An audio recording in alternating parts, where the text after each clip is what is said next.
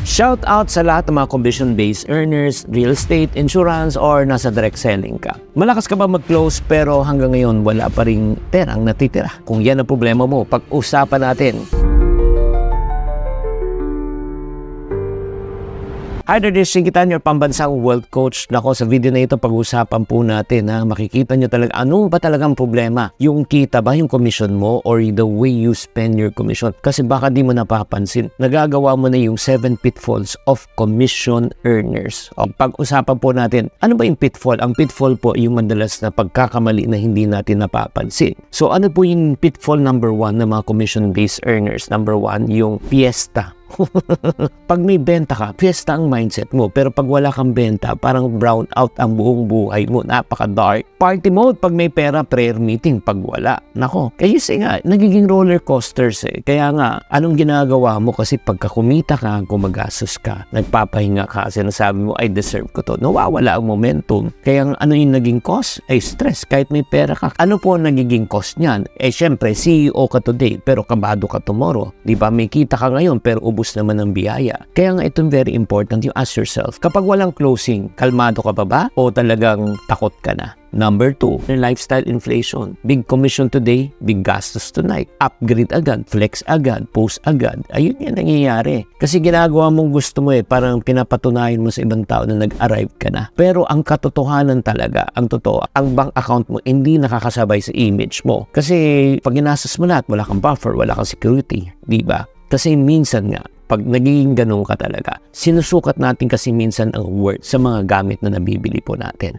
Let's go to pitfall number 3. Wala kang personal pay structure. Ano ibig sabihin yun? Tatandaan mo, lahat ng commission na tatanggap mo, hindi mo pwedeng gastusin. Kailangan i-divide mo yan. Divide mo yan sa, like for example, 3 months, 6 months, kaya minsan may windfall. O kaya kailangan pasweldohan mo lang yung sarili mo. Kung kumita ka, let's say, ng 250,000 sa commission, anong gastos mo? Let's say 50,000. I-divide mo na yan by 5 months. So, in other words, mabubuhay ka in 5 months kahit wala kang kinikita. At pasweldo mo yung sarili mo para at least may magagamit ka, di ba? Na talagang nakabudget na. Dapat ikaw ang priority in terms of pamasahe, pagkain, yung mobilization. At yun nga, yun yung problema. Ito hindi sinasabi ng iba, yung pitfall number 4. Yung overworking instead of thinking. Kasi yun nga, ang nangyayari, busy ka buong araw pero lost ka pa rin. Takbo ka ng takbo pero wala pa rin nangyayari. Mas komportable ka sa pagod kaysa sa pag-iisip. Yung parang ginagawa, hindi, grind lang ako. Oo nga, grind ka ng grind, pero kung mali naman ang grind mo, mali ang diskarte mo, pagod ka, stuck ka. Kaya nga very important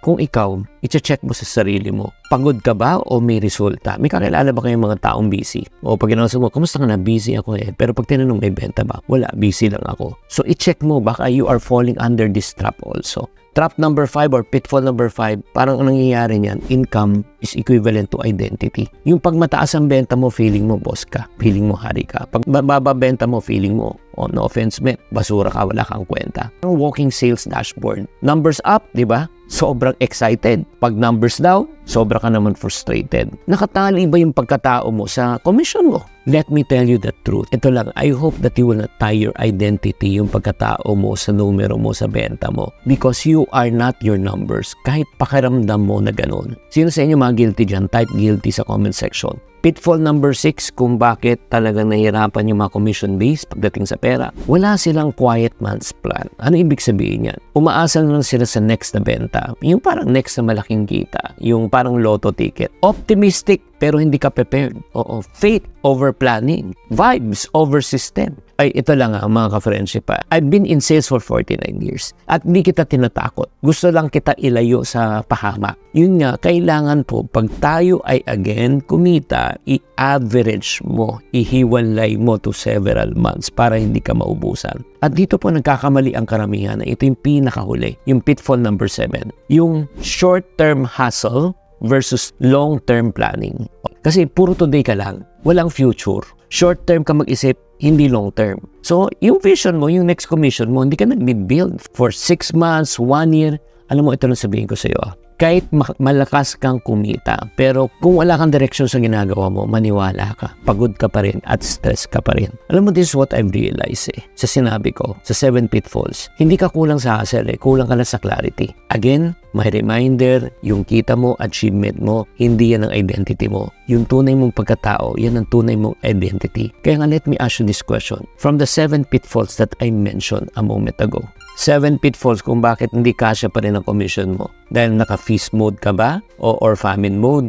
Or number 2, naka-lifestyle inflation ka ba? Pag tumaas ang benta, tumaataas ng gastos mo. Number 3, wala kang personal pay structure. Number 4, overwork ka pero hindi ka naman talaga nag-iisip. Number 5, yung income achieve mo is your identity. Number 6, wala kang quiet moment na para mag-isip. And then short term pa mag-isip instead of long term. Alin sa pitong dito ang tumama sa iyo? I want you to think, reflect, and apply. And let us discuss, ano ba talaga ang issue mo? Bakit kahit malaki ang commission mo, wala pa rin natitira? Sana naman naliwanagan kayo. If you like this video, please don't forget to subscribe and share this with your team members. Tatandaan, tamang karunungan, tamang disiplina, ang susi sa pagyaman. Chinky Tan, with over 6 million Facebook followers, 2.8 million YouTube subscribers, and 2.4 million TikTok fans, is now all out to share with you the most practical, simplest path to lasting wealth.